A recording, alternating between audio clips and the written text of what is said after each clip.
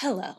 My name is Paula Deming, and I make the board game sketch comedy series Things Get Dicey, and I'm also a cast member of the award-winning podcast This Game is Broken and the YouTube channel Watch It Played. But today I'm here with the team from Glass Cannon Unplugged who are making Dying Light, the board game. And I'm going to let them introduce themselves to you. Take it away, Jacob. Hi, Dee. It's Jacob from Glass Cannon Unplugged. I have the pleasure of leading this merry crew of misfits, and with me is our developer Shamek, who's the lead on Dying Light, the board game. Hello, everyone. What I want to talk about today, because Dying Light is a video game, you're making it into a board game. So It's kind of our thing. You know what I've noticed? It does seem to kind of be the Glass Cannon Unplugged thing. So you're experienced. You've done this. This is like, we know what to do. It's not the first rodeo. Not your first rodeo. So I want to talk about how the two compare. How does the board game compare to the video game? But first, we should probably say, what is this game about? So, Dying Light, the board game, just as its video game original version, is about humanity and what are we willing to do in order to stay human, to survive in the post-apocalyptic setting of the world where everything is changed, where instead of majority of the people we have the infected, where people are hidden in those small pockets in various settlements. But to our best knowledge, Villedor, the city where the action of the second installment of the video game takes place, is one of the last cities on Earth. Shamek, do you have anything to add? Yeah. And since we playing in the city, a famous thing from the Dying Light is the parkour, because the environment of the city create this vertical space and movement is very important. We have this saying, movement is life. If you don't move, you will die. So this aspect is very important. So adaptation, the parkour mechanic, the movement into the board game, I think was the biggest challenge. In this project. And then day and night dynamics. Parkour, like you're saying, like that's such a big part of the game. That's such a big appeal for the video game, is that running and jumping and kind of swinging around the city. So how did you put that feeling of that dynamic movement, Shamek, into the board game? Yeah, so we designed the action mechanic for the movement. So we have all those action dice, because we'll use dice in here to climb, jump, evade, and make all those combos and actions. There will be combat as well, don't worry. But the main focus is to move around the city very efficient and create those special extra actions and dynamic situations with the infected. So we designed this system to be very fast, simple, but very rewarding. So Dying Light is all about movement, as Przemek said. It's one of the most adrenaline-packed video games out there, where movement is everything that matters when you're surrounded or chased by an angry mob or a volatile, if you're really unlucky. And to simulate this, Przemek used the dice mechanic, because dice are, in the world of tabletop, the most dynamic in terms of, manipulating them, rolling, re-rolling, rearranging. When we sat down, we wanted to have something that will feel very dynamic. Obviously, we're not gonna do squats in front of the table. I mean, we could. We could, right? It's like many people told me that it's the only time I'll do some parkour. It's gonna be in Dying Light, the board game.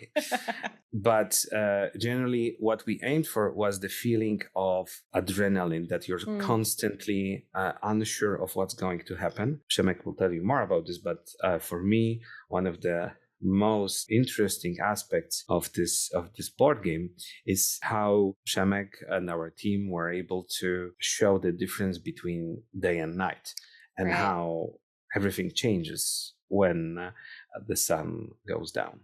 Yeah, that's another huge aspect of the video game, right? Night becomes a lot more dangerous for the player than when they're in day. So, yeah, Shmit, can you talk a little bit about how we see that play out in the board game? Yes, of course. We wanted to divide those two phases of the game, I would say, because we will have some transition from the day to night or from night to day. They said that the day is for humans and the night is for infected. So during the day, we'll have, for example, some changes in the gameplay. During the day, only the biters, if you play smart, are the threat, but also the bandits are on the roofs. And for example, during the day, you can choose the order of activation of your team. But when the night comes, everything is changing. Communication is off, so you just activate randomly and the new infected will come and the stakes are very high. You will feel the change during the game and also into the game mechanics. And the things that you do during the day, does that have any effect on like the number of infected who show up at night? Is it like if we've made a lot of noise during the day, that might draw more people during the night phase?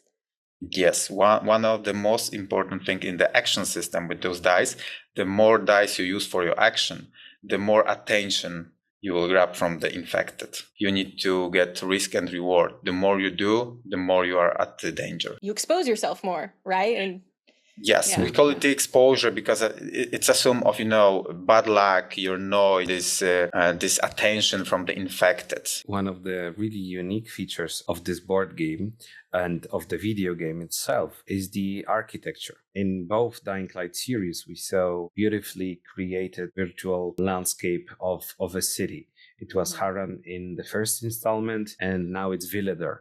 And the city of Villedor, it's a sum of many cities, but it resembles European cities that we here know. The architecture is sometimes modern, sometimes medieval. It all creates different possibilities for a runner to use, and we really want to reflect that in the board game. Hence, we're using the 3D terrain, and the solution we've used for our previous title, Apex Legends, the board game, sort of like a pop-up system, the cardboard terrain, that allows us to translate the beautiful textures we got from our friends from Techland. But also the setup is extremely quick and easy, and the buildings are durable, light, and they fit in the box. Yeah, they'll fold flat down to fit in the box, Absolutely. right? And then they pop out. Absolutely. And so you have actual art from from assets from the video game on your like building skins. That is very cool. Yeah. Yes. Because when you think about how to implement the movement into the board game, that it could be exciting. You need the 3D terrain. The vertical exploration is very important, and the environmental hazards, environmental elements, traps, fire, the gas tanks, everything you can find in the game, in the video game, you will find here on the board, and you have an impact. You can do some things in the city that will change the experience. So that's very important. Yeah. Well, quickly, just one last thing I want to ask you is, so with all of this in mind, we're talking about, the mechanisms of the game and the way we're building up the environment on the actual board. So have you actually had time to like have an engaging story with tough choices and moral crossroads and things for the players to have to decide on the way they do in the video game? We wouldn't be a Glass Cannon Unplugged if we didn't. So yes, this is an extremely important part of the game. One of the best things and the things that I think many people will appreciate a lot is that we try to give it an original structure that is not too short and not too long. It's intense, it's meaningful, but it's not prolonging the experience for unnecessary days and weeks. You'll be able to spend a reasonable amount of time with your friends, have a really good time, replay it with a different group and still have really good time, but it won't be 1 year of an experience. Well, I think that we will have a lot more details about that story and the campaign aspects in future video that everyone is going to have to stay tuned for. So we've dropped a little hint for all of you, a little teaser, a little cliffhanger. A good cliffhanger, indeed. Well, Szymek, Jacob, thank you so much for talking with me today about the process of adapting a video game into a board game. I can't wait to keep talking with you about Dying Light, the board game. And if you at home watching this want to know more, Stay tuned for upcoming videos about game mechanisms, the story, the campaign, and make sure that you're following the Kickstarter campaign and sign up for the newsletter so you can stay up to date with everything that's going on with Dying Light, the board game.